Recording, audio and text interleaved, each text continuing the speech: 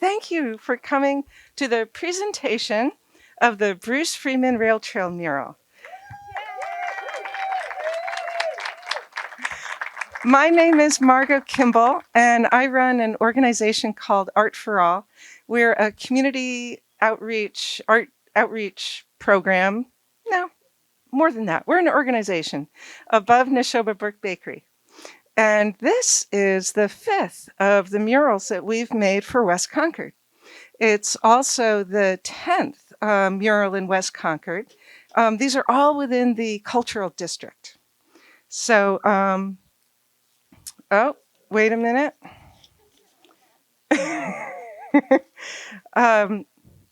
So what we make at Art for All, we make collaborative community artworks. But the inspiration is entirely about bringing people together. It's about building community. It's about bringing people together to care about each other, to feel a sense of commitment to our community. And it means bringing together individuals, organizations, businesses, civic organizations to make art. And let's see. The Bruce Freeman Rail Trail mural is kind of epitomizes what we're doing, because the trail itself connects 8 towns along it from Framingham to Lowell, and the trail has taken 38 years, and many organizations and towns and community town meetings and neighborhood meetings, et cetera, to just get from Lowell to Sudbury so far. But they're going to make it all the way to Framingham. So we are very optimistic. We've got Framingham and Sudbury on here, as well as Lowell and the 8 towns along the way. So it's quite fitting that we made this particular mural, because it also, and by the way, it also connects us to the environment. So we're connecting to each other, and we're connecting to the environment. And while this mural is certainly much more modest than Bruce Freeman Rail Trail, it's also taken a lot of people, a lot of commitment, connections, and tenacity. So here we are. And I am going to, I think I'm on to introducing you to our the designer and the lead artist on this mural, which is Mike Sprague. Okay. Mike has worked on all 5 of our murals, I believe. He's been with Art for All since we started out in 2019. And he took the lead on this one. I am so glad. Here you go, Mike. So thank you all for coming out today to celebrate this newest piece of public art here in West Concord. And on this beautiful day, what a difference a day makes as far as the weather goes. As Margot said, my name is Mike Sprague. I've been with the Art for All program. I've helped out with all of the murals that Art for All has done in West Concord up to this point. And I was very honored to be asked to do the design and be part of the leadership group for designing this mural. This is the first public art mural that I have designed. So again, I was very thankful for the opportunity. From the beginning, my goal with this mural was to create something that would bring a smile to people's face and hopefully make their day a little bit brighter. I wanted the mural to be fun. I wanted it to be colorful. I wanted it to be inclusive.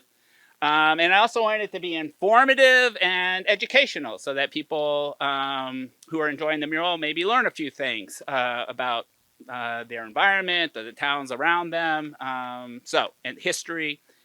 The designing process for this mural was kind of curious. And you always, when you're designing a piece of art, you always think, how do I begin? Blank canvas, blank page, where do I start? So for me, I started with the rail trail. So 25 miles long, passes through 8 towns. And they're like, well, let's celebrate the towns, 8 towns. Let's highlight some of the points of interest in each town that make each one of them sort of a unique place. And I also wanted to celebrate the story of the trail's namesake, Bruce Freeman, who I didn't know anything about before I started the project. But he is a person who had a dream of improving his community by building this rail trail. And so I wanted to celebrate him. Also, those who he unfortunately passed away before it could be realized. And so those who took up his cause, his dream, and worked to make it a reality. I wanted to celebrate the other rail trails, highlight the other rail trails in the area. There are other rail trails that people can take advantage of. I wanted to touch on the history of the railroads that passed along this right of way, which is now the rail trail, but used to be a railroad right of way, and played an important part actually in the history of West Concord. And so I included that in the mural. I wanted to showcase some of the plants and animals that are in our environment, and also then to celebrate the creative energy and the artistic talent that is here in our community and in our cultural district. So it turns out that you can actually cram a lot of ideas onto 192 square feet of mural. So, and I think I did as many ideas as would fit on the mural. Let's see. As with all the Art for All murals, our goal was to include as many people from the community in the creation of the mural. And it is a big mural. It's 24 feet long. It's 8 feet high. It's made out of 6 sheets of aluminum composite material, and it has a fabric material called polytab. But it's big, and we knew it was going to take a lot of people to help us get this job done. So we were not going to get it done with just a few people. So we realized that that people have busy schedules, and if we wanted them to participate, we had to make it possible for them to take pieces of this mural home with them and work on them at home. So that's the polytab really helped us do that.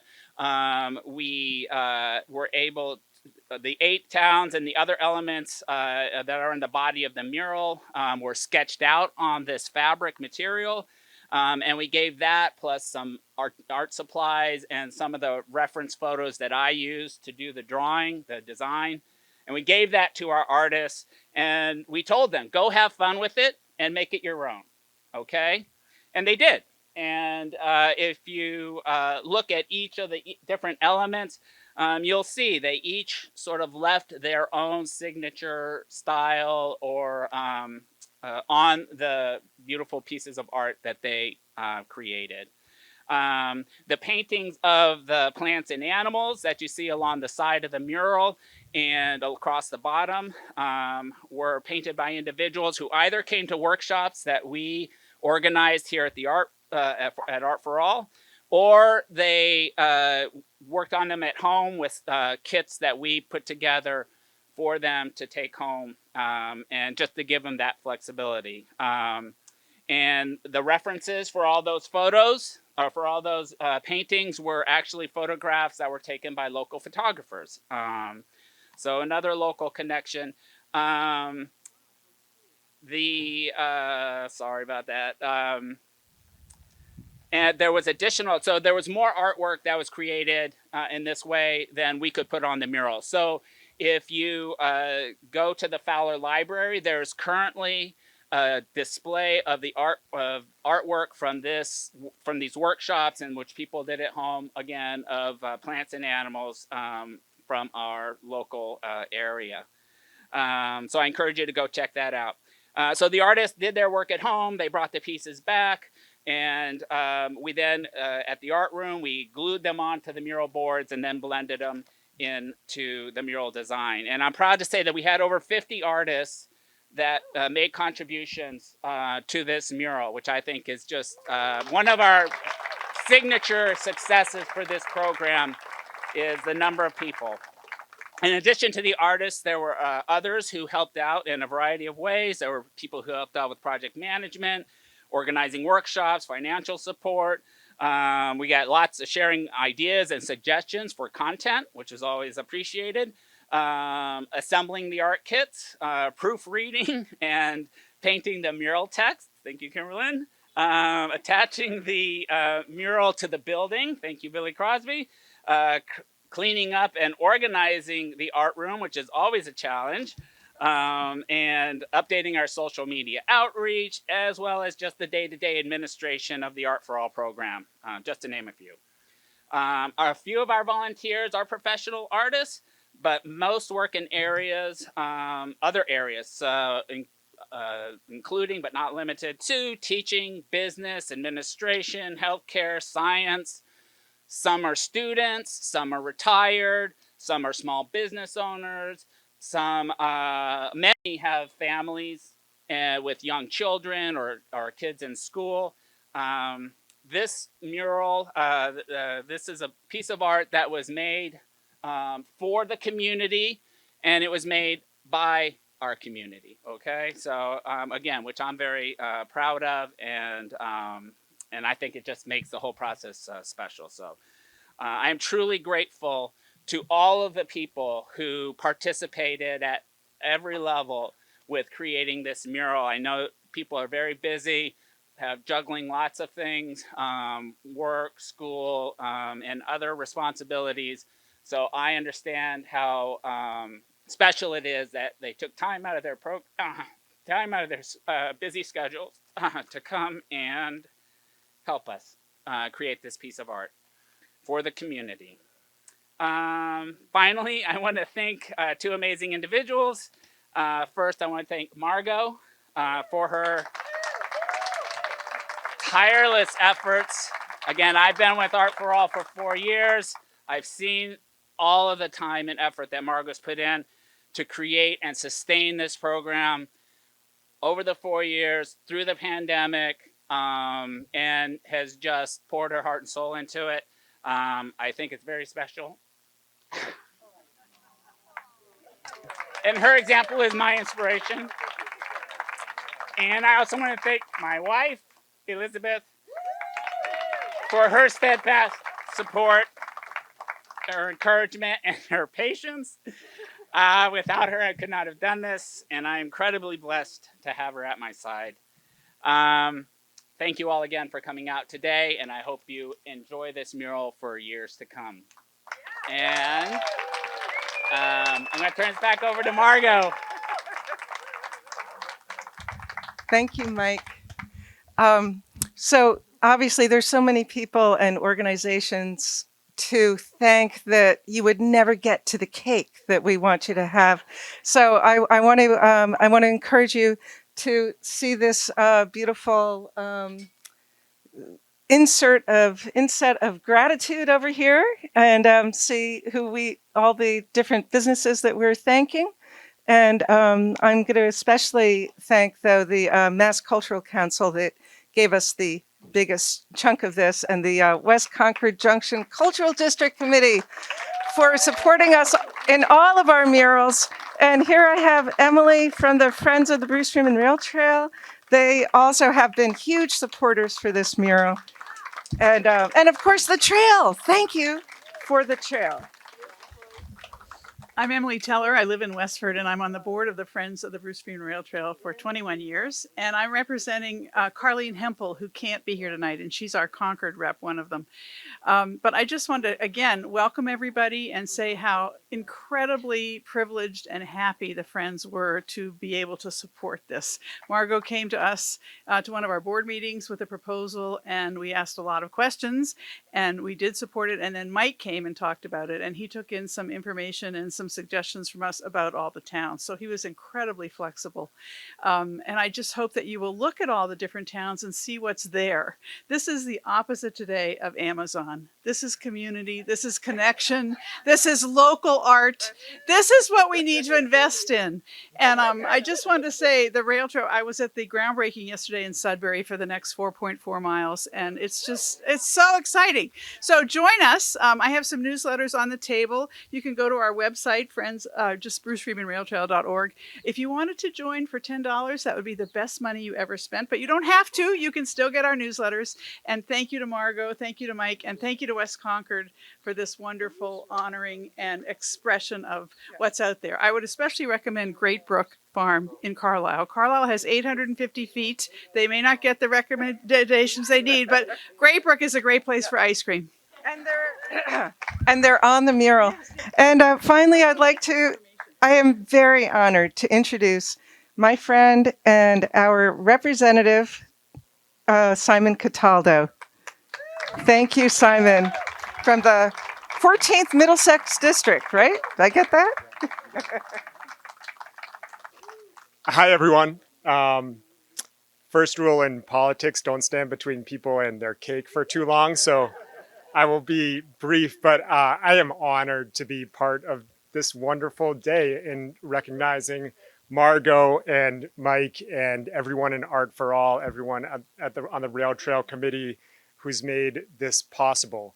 As was just mentioned a couple of times, yesterday there was a groundbreaking in Sudbury for the next 4.4 miles. I'm delighted that the state has stepped up to be a real partner of the rail trail and that the Mass Cultural Council has stepped up to be a real partner to West Concord. Most of you probably know that this is one of the newest cultural districts in the state, according to the Mass Cultural Council.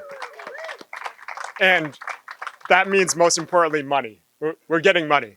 And just yesterday, Gina Fiandaca, the new Secretary of Transportation in Massachusetts, was there at the groundbreaking. So there's real political will and there are real resources coming from the state to support this.